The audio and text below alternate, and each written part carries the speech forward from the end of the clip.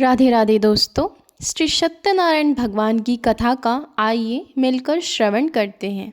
बोलो श्री सत्यनारायण भगवान की जय। एक समय की बात है, नारद जी ने भगवान विष्णु से निवेदन किया कि हे प्रभु, कलयुग में मनुष्य दरिद्रता और दुख से क्यों ग्रसित रहता है, और ऐसा कौन सा उपाय है जिससे मनुष्य के जीवन के सारे दुख दूर हो जाएं।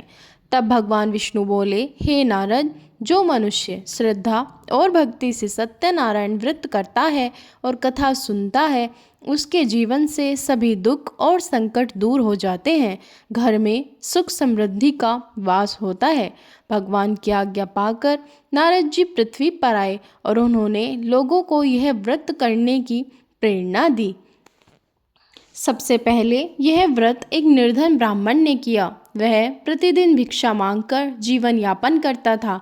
जब उसने सत्यनारायण भगवान का व्रत किया और कथा सुनी तो उसके घर में धन धान्य की कोई कमी नहीं रही। उसके जीवन में सुख शांति स्थापित हो गई। इसके बाद एक धनी व्यापारी ने भी ये व्रत किया। उसने संकल्प लिया कि वह यात्रा से लौटकर व्रत करेगा, लेकिन लौटने के बाद वह व्रत करना भूल गया। परिणाम स्वरूप उसकी सारी संपत्ति समुद्र में डूब गई।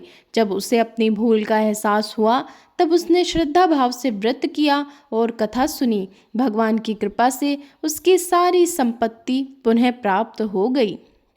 इसी प्रकार एक राजा तुंग ध्वज ने भी कथा तो सुनी, परंतु प्रसाद का अपमान किया और श्रद्धा भाव नहीं दिखाया। फलस्वरूप उसका राज्य छिन गया और वह कष्ट में पड़ गया। बाद में जब उसने पूरे भक्ति भाव से सत्यनारायण व्रत किया तब भगवान ने प्रसन्न होकर उसे पुनः राज्य और सुख समृद्धि प्रदान की।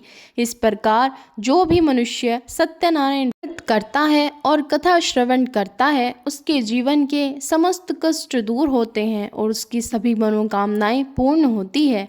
बोलो श्री सत्यनारायण भगवान की जय। अब